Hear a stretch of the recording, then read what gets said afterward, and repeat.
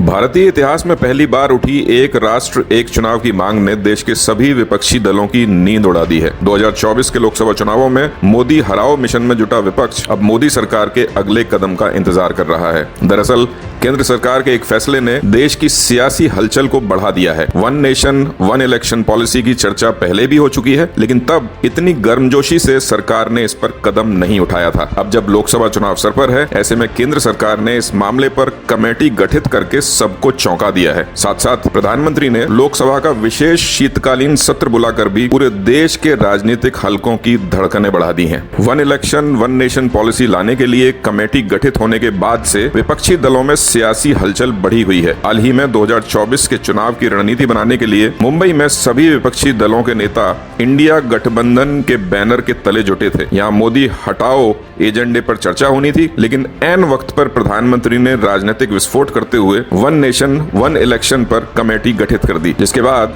India गठबंधन की बैठक का मुद्दा ही बदल गया। विपक्षी दलों की बैठक में लोकसभा चुनाव से ज्यादा चर्चा मोदी के अगले कदम को लेकर होना शुरू हो गई कि अब सरकार का अगला कदम क्या होगा। आमतौर पर देश के अलग अलग राज्यों में विधानसभा चुनाव कार्यकाल पूरा होने पर कराए जाते हैं, लेकिन अगर सरकार नई पॉलिसी लेकर आई तो लोकसभा और विधानसभा चुनाव एक साथ कराने पर फाइनल डिसीजन भी हो सकता है। पूर्व राष्ट्रपति रामनाथ कोविंद की अध्यक्षता में वन नेशन वन इलेक्शन के लिए कमेटी गठित कर दी गई है। कमेटी गठन के बाद सभी विपक्षी दलों की नजर अब सरकार के अगले कदम पर है। इस फैसले के बाद से देश में चर्चाओं का दौर गर्म हो गया है। देश भर में विधानसभाओं के कार्यकाल अलग अलग क्रम में है, लिहाजा पूरे साल किसी न किसी राज्य में चुनाव होते रहते हैं। हालांकि आजादी के बाद हुए पहले चुनाव से लेकर 1967 तक लोकसभा और राज्यों के विधानसभा चुनाव एक साथ ही हुए, लेकिन इसके बाद समय समय पर विधानसभाएं भंग होने के कारण इसमें बदलाव आया है। एक राष्ट्र एक चुनाव के पीछे एक रिपोर्ट को आधार बनाया गया है, जिसमें चुनाव पर होने वाले भारी भरकम खर्च को कम करने की बात कही गई है। रिपोर्ट में बताया गया है कि 2019 के लोकसभा चुनाव में 60,000 करोड़ रुपए खर्च हुए थे। हालांकि इस धनराशि में चुनाव लड़ने वाले राजनीतिक दलों की ओर खर्च की राशि को भी जोड़ा गया है। दूसरी ओर एक राष्ट्र एक चुनाव के समर्थकों की ओर से देश में प्रशासनिक व्यवस्था सुदृढ़ होने का तर्क भी दिया गया है।